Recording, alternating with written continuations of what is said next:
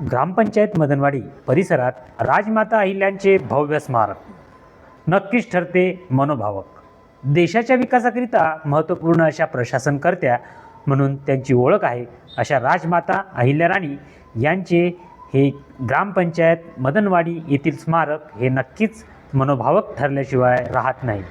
मंडळी नमस्कार, जनसमूह न्यूजच्या वतीने महाराष्ट्रातील बारामती तालुक्यालगत असलेल्या इंदापूर तालुक्यातील तसेच भिगवण बारामती मार्गावर असलेल्या ग्रामपंचायत मदनवाडी येथे स्थित ग्रामपंचायत कार्यालय परिसरामध्ये स्थानिक ग्रामपंचायत प्रशासन आणि स्थानिक नागरिकांच्या पुढाकाराने येथे राजमाता अहिल्याराणी होळकर यांचे उभारलेले स्मारक हे खरोखरच आदर्शमय आणि लोभनीय प्रशंसनीय असे आहे।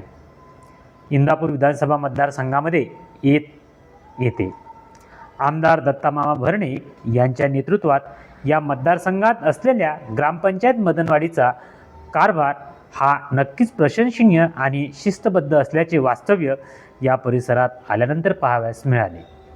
भिगवण इंदापूर रोडवर असलेल्या मदनवाडी ग्रामपंचायतच्या कमानीच्या माध्यमातून स्वागत करण्यात येते। या ग्रामपंचायतमध्ये करिता जाण्यासाठी असलेले रस्ते हे सुद्धा प्रशस्त असून हा परिसर पाहावयास नक्कीच स्वच्छ आणि दर्जेदार वाटला।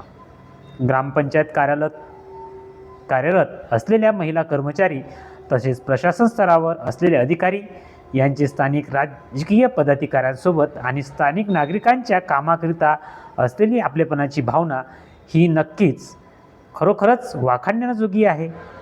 आजच्या डिजिटल युगामध्ये ग्रामपंचायत स्तरावर समस्त ग्रामस्थांना आवश्यक दाखले तसेच विविध योजनांचे लाभ देण्याकरिता कर्तव्य तत्परता स्थानिक कर्मचाऱ्यांमध्ये पाहावयास मिळाली।